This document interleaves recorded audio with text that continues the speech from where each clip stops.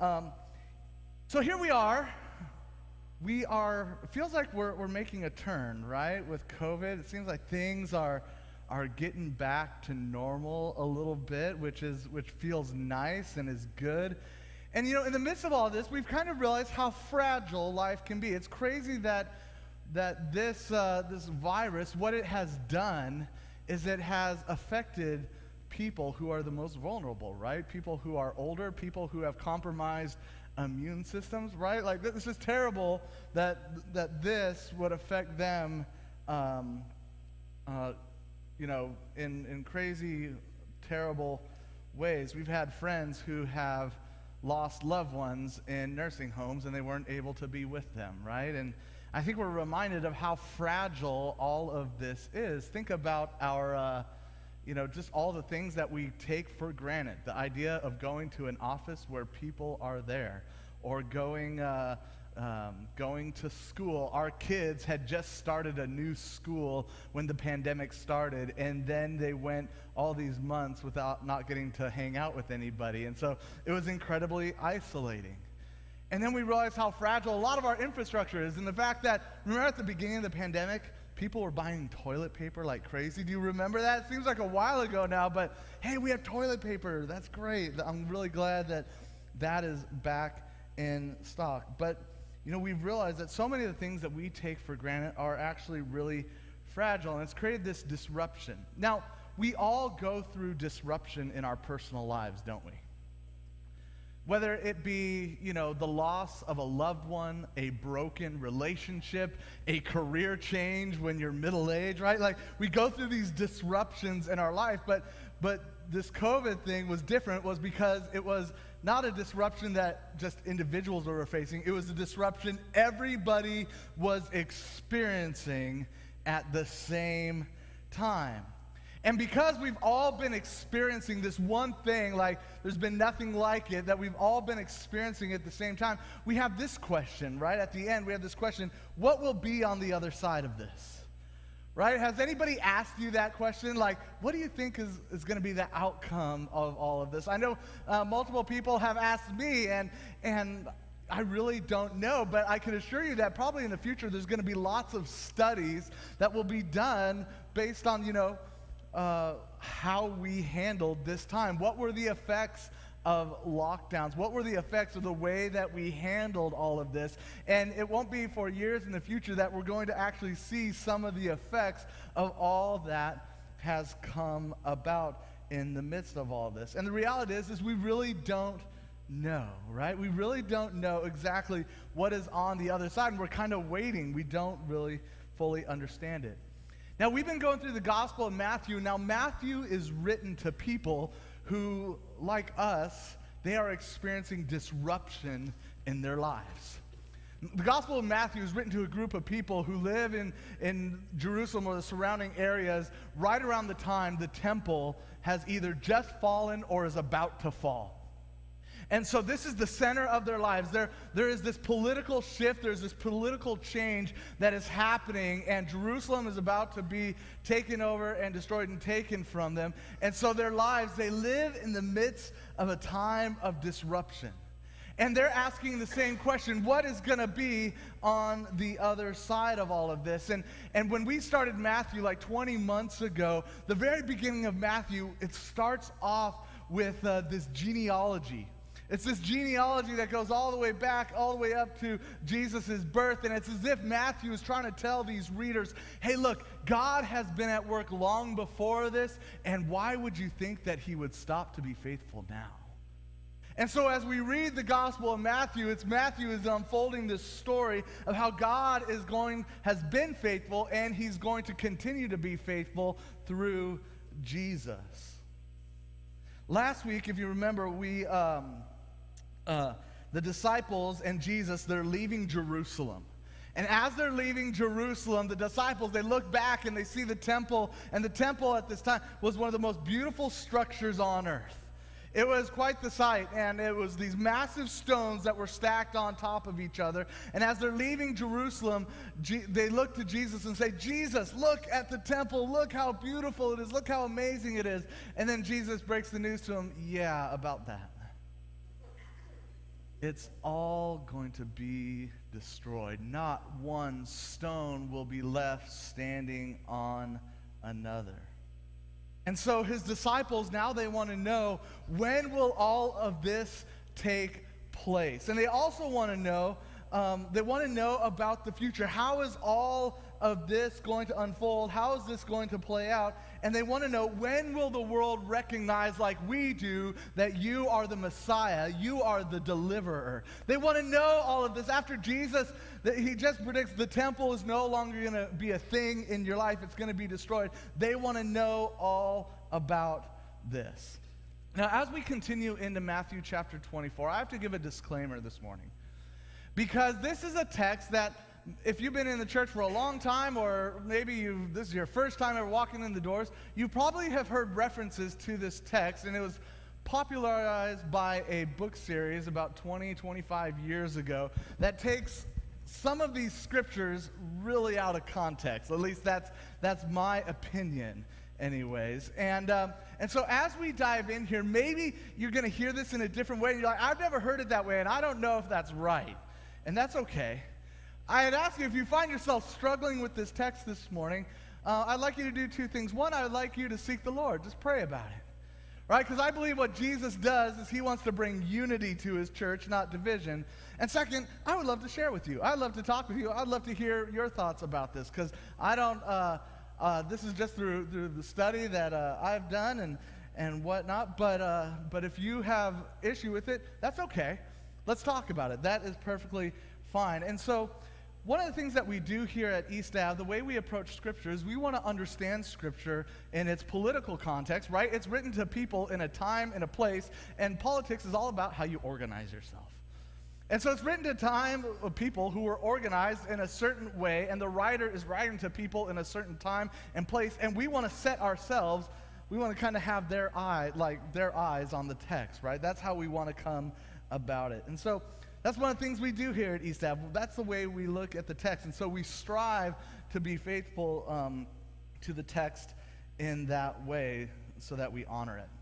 I love Man vs. Wild. My kids like watching Man vs. Wild. And here's what's so great about Man vs. Wild. I can sit on my comfy couch and eat a snack, and Bear Grylls will equip me to survive the Alaskan wilderness. Isn't that great? Like, I'm fully equipped to now survive in Alaska with grizzly bears just because I sat on my butt and I watched TV, right? Are you equipped like me? Have you watched the show? You're not equipped. Okay, maybe we're really not equipped, right? Maybe I wouldn't survive like Bear Grylls just because I watched the show. But one of the things that Jesus is doing here in this text, what he is doing is it's almost like he's providing survival tips for what's to come in the life of the disciples. He's providing them survival tips, and I think Jesus is a little more effective at it than Bear Grylls. Now, as we look at this text, we're going to see these references to this guy, Daniel. Now, Daniel, the book of Daniel, we find all the way back in the Old Testament, and Daniel is written to people who believe that their lives are over. Their people have been taken captive by the Babylonians. And these people believe that they had a purpose and that God was on their side. And now their attitude is, well, I guess we had a good run, but now we are owned by the Babylonians. I guess God has left us. I guess we're Babylonians now. So the book of Daniel is written to people who are challenged to be faithful to God even when they're in exile, even when they're held captive. And so the first 6 chapters of Daniel are these hero stories of Israel about people who are faithful in the midst of kings and empires. And then the following 6 chapters in Daniel are about this vision that Daniel has of God's eventual victory. And so you're going to see that there's these parallels to what Daniel had written there in the Old Testament, and Jesus draws from it here. So let's dive in. When you see the disgusting and destructive thing that Daniel talked about standing in the holy place, then those in Judea must escape to the mountains. Those on the roof shouldn't come down to grab things from their houses. those in the field shouldn't come back to grab their clothes. How terrible it will be at that time for women who are pregnant and for women who are nursing their children. Pray that it doesn't happen in winter or on the Sabbath day. There will be great suffering, such as the world has never before seen and will never again see. If that time weren't shortened, nobody would be rescued. But for the sake of the one whom God chose, that time will be cut short. About 10 years after the death and resurrection of Jesus, a guy by the name of Caesar Gaius decided that he was going to place his image in the Jewish temple. And because the Caesars often, they thought of themselves as equal to or as gods. And so this idea that these Jewish people were worshiping this other god was kind of a threat to him. So he's like, I have an idea, I'll show them. I'll place my image into their holy temple, right? He's gonna disregard the temple for them, and he's gonna put an image of himself in there. This would be completely blasphemous that somebody would do such a thing. Now, he didn't get the opportunity to do that because he was assassinated before he could do it. But what happens is 30 years later, the Romans lay siege to the temple, and they end up blaspheming it, and they ultimately end up destroying it. And so what Jesus says is when these things begin to happen, when these blasphemous things begin to happen, this is what you're to do. You are to run. Jesus' survival tip for his disciples are to run. When you see this happen, it's time to get out, take off, gotta go, let's leave. Because he doesn't want them to try to be heroes. Jesus doesn't want these people to try to be heroes and go up against Rome and die, because you know what the reality is that the temple is going to be destroyed. Jesus had already told his disciples that the temple is going to be destroyed. Don't try to be a hero and save it. Don't try to fight against them. You need to go. Don't even pack up your clothes. Just get and go. You need to get out of there. And so then Jesus goes on, and he talks about this leadership vacuum that's about to happen in the time and place they live in. You know what a leadership vacuum is? Have you ever worked in a place where the person who's in charge, the person at the top, suddenly leaves, and there's this void of leadership, and then what happens is people who are maybe unqualified think of themselves that they could then assert themselves into those roles, right? Maybe they're seeking power. Maybe they're seeking authority. Maybe you've experienced that in the workplace where you're like, yeah, that guy I work with, he is definitely not equipped to be the boss, but he thinks he can. Essentially, Jesus says the same thing is going to happen, and what's going to happen, these people, as they see the destructive things begin to happen, they're going to claim, I can deliver you. Right? That word Messiah means deliver. I can deliver you out of your suffering, out of your pain. And what Jesus says is that no, they are not the Messiah. They are not the one that's going to deliver you. Disregard them. In fact, it's going to be really obvious who the Messiah is. He's not going to show up disguised as somebody else. Everybody is going to know. Then Jesus, he goes on and he says this. Now immediately after the suffering of that time, the sun will become dark, the moon won't give its light. The stars will fall from the sky, and the planets and other heavenly bodies will be shaken. Like in the ancient world, like we do today, they spent a lot of time looking up at the stars. They looked up at the sky. And one of the things you notice about the sky, if you look at it long enough, it's very predictable where the sun, moon, stars, and planets will all be at certain times. Right? None of you, I think, were concerned that the sun was not going to rise in the east today, and I'm like 99.9% sure that it will set in the west, right? That's pretty predictable, right? You can know where the planets are going to be. Scientists have this all figured out, and they knew this in the ancient world. Actually, I found this out. Neil deGrasse Tyson, you know, the astronomer, the physicist guy, he called out James Cameron because in the movie The Titanic, do you remember that scene where Rose is floating in the ocean, right? In the cold, frigid water, and Jack is holding onto the door. Why doesn't she let him on? I don't know. Anyways, there's this part where Rose is there, and then she looks up into the night sky, and Neil deGrasse Tyson calls James Cameron and says, "You got it wrong. That would not have been what would have been in the sky on April 15th of 1912.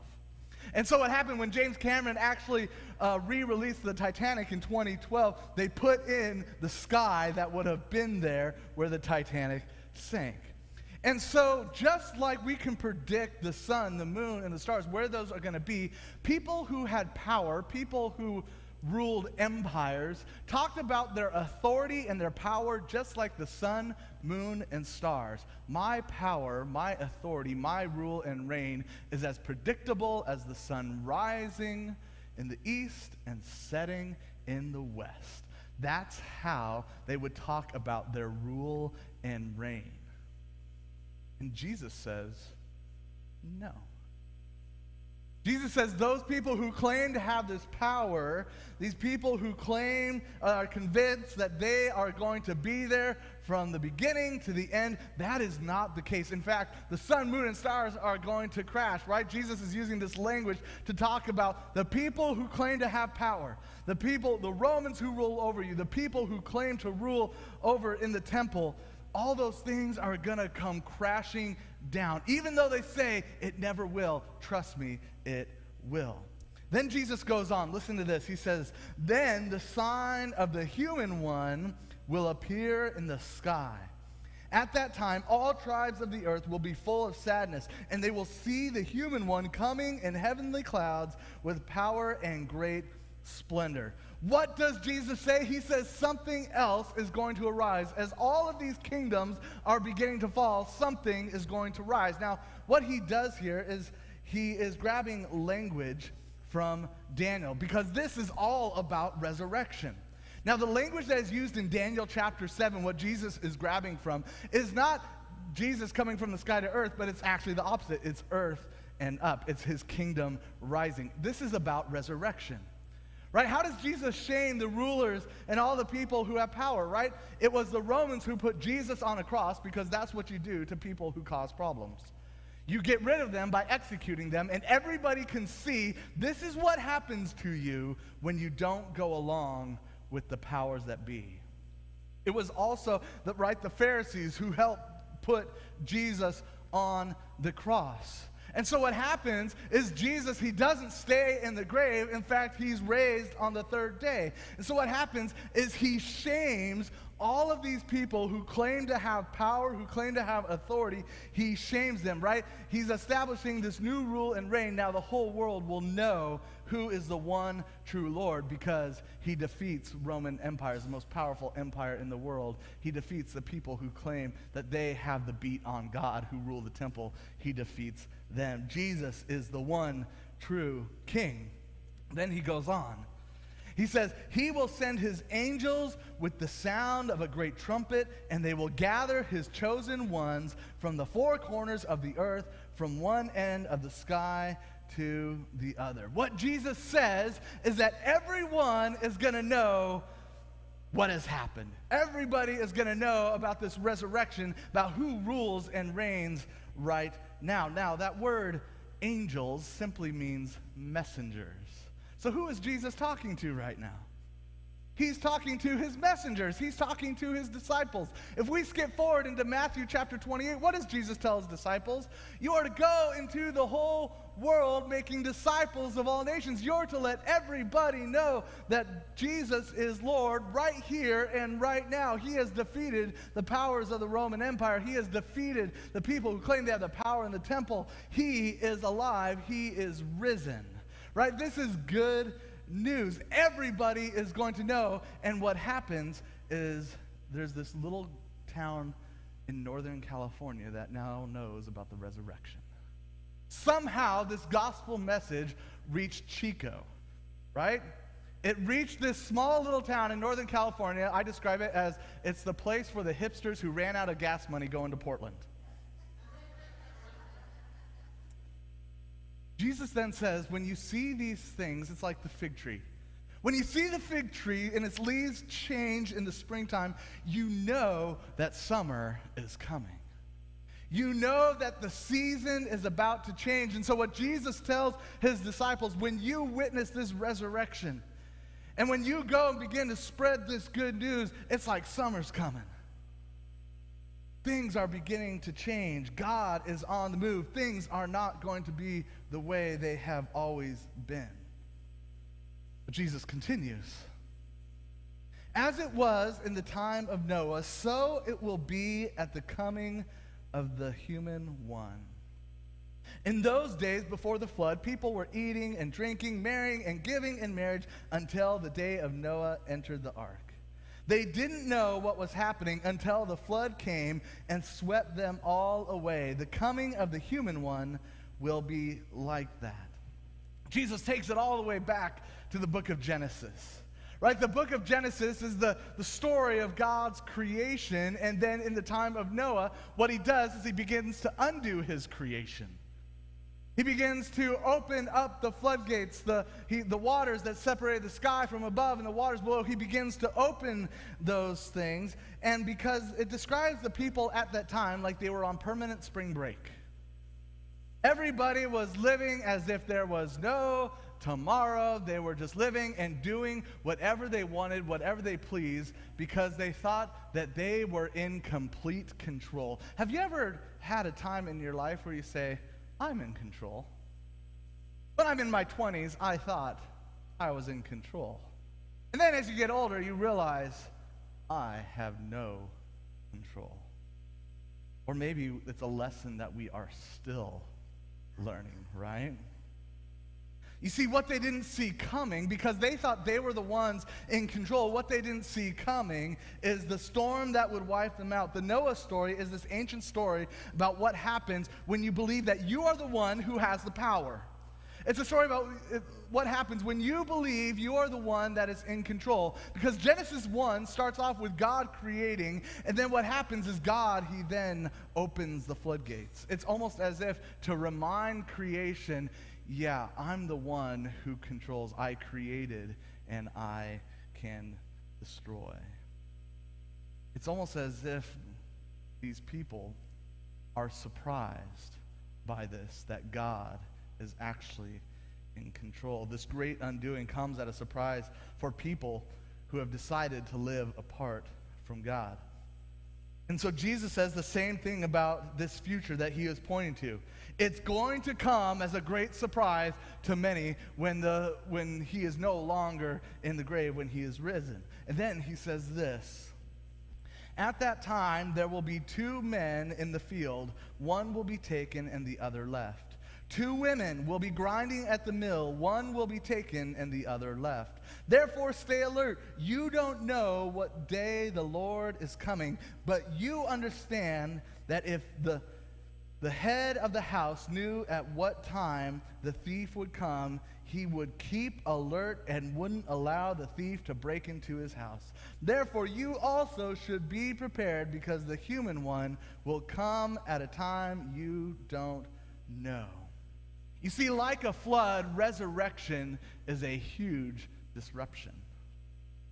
Like the flood, resurrection is a huge disruption. For people who believe they are in control, resurrection is going to reframe all of that for them.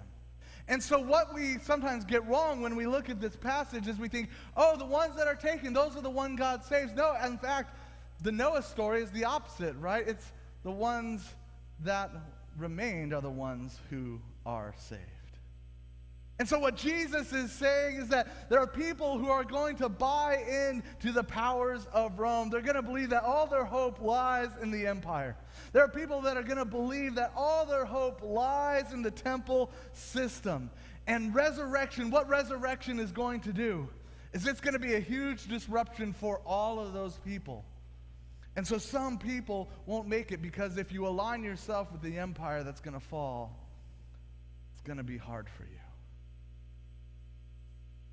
Something happened to our attitude, to our theology in the West around after World War II. Do you remember what the attitude, well, none of us really remember, but we've read in history that after World War I, everybody had this idea that this was the war to end all wars. certainly there would not be another war like this one. The amount of death and devastation, people couldn't fathom that any humans would do that to each other ever again. But then Hitler rose to power, and then World War II happened, and then after World War II, I thought this wasn't supposed to happen. How did it happen so quickly? And what happened in the church is there began to be a change, a shift in the way we talked about our hope. What happened is that the shift happened in the West where we talked about our hope not as God coming and redeeming and restoring, but as God taking us out of this mess and getting us away from here.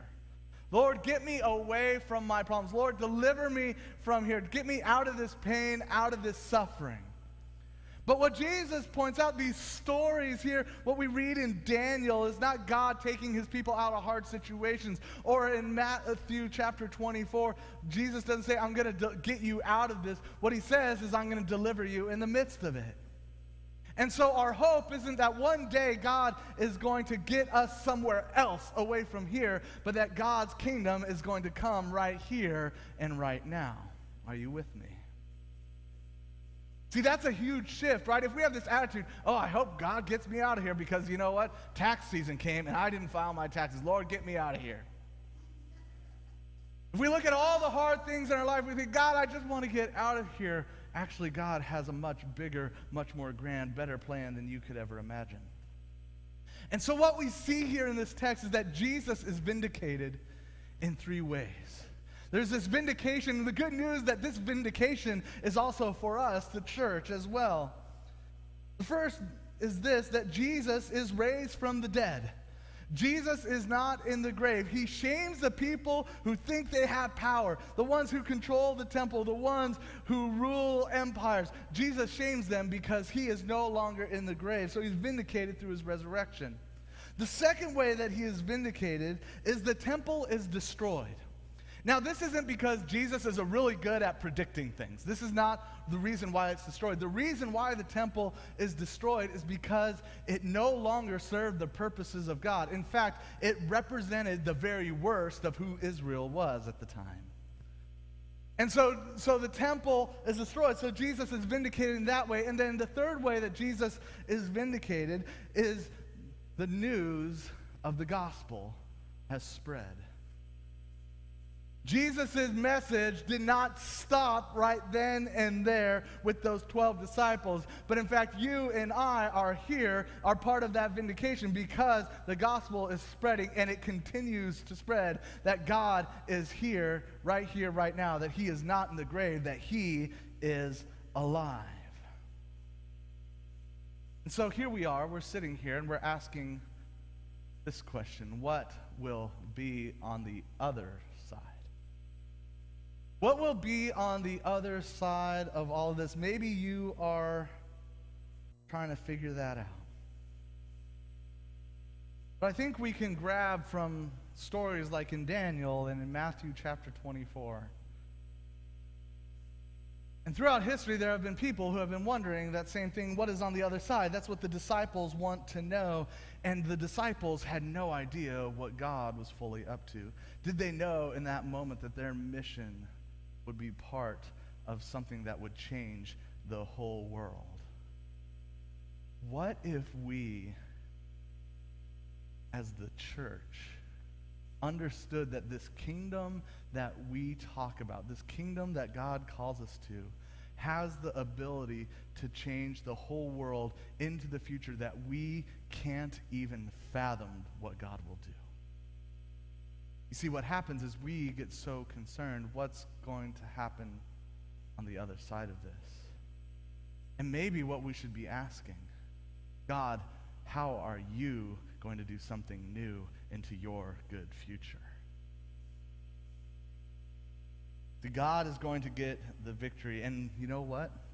We can still be faithful right here and right now, even though we don't know what tomorrow brings.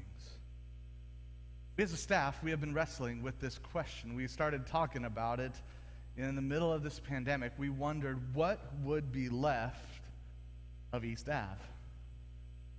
What would be left? Would people not come back after this? Would people just be too distraught? Would they be too distracted?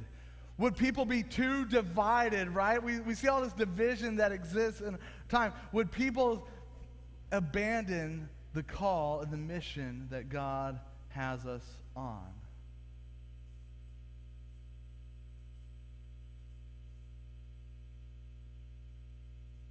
I'm encouraged as we have opened up that it's good to see all of you. But friends, what I think will be left, and my hope and my prayer for us, is that a church that has a renewed sense of mission and vision and a heart for the place that we live. That our thought is not how do we survive one more week, but how do we prepare people to live in a world right here and right now when we don't know what the future holds. It's no surprise that we've been looking at Romans 12. This is kind of our theme scripture this year. And I want to read to you Romans chapter 12, starting in verse 2, because I think it captures what Jesus is preparing, the survival guide that he is preparing for his disciples. It's this. It says, "Don't be conformed to the patterns of this world, but be transformed by the renewing of your minds, so that you can figure out what God's will is, what is good and pleasing and mature." Paul then goes on and he describes what a renewed mind looks like. And I think what Paul is echoing here is what Jesus is saying in Matthew chapter 24. Don't conform. Don't conform, church.